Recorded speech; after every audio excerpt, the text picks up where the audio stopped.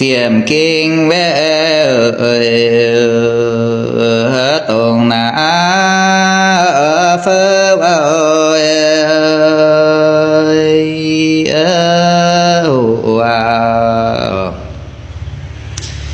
sẽ nhận to na phương ơi bà cam lao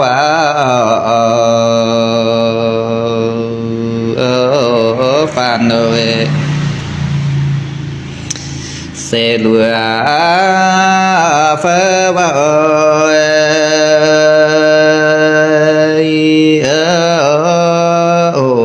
giang ơi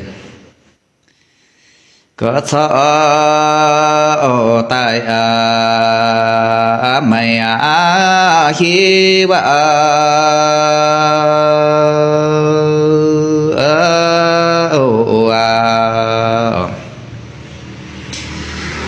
sẽ phản phía mượn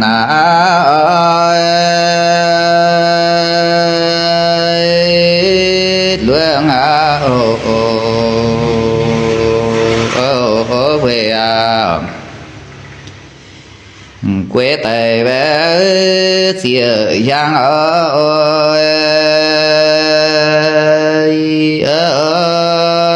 nhiên nào sẽ có thọ tại quê của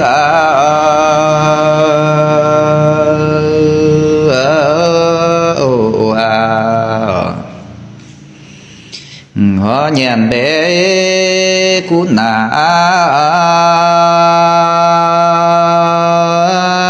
đường về quê tại bé tiền giang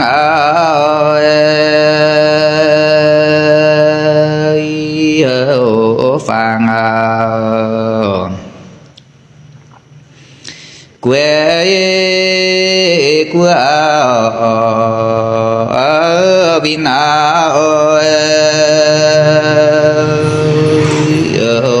tường sẽ họ nhận cú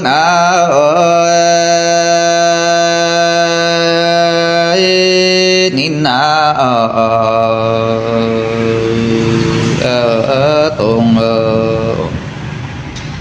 hai có bé chàng kêu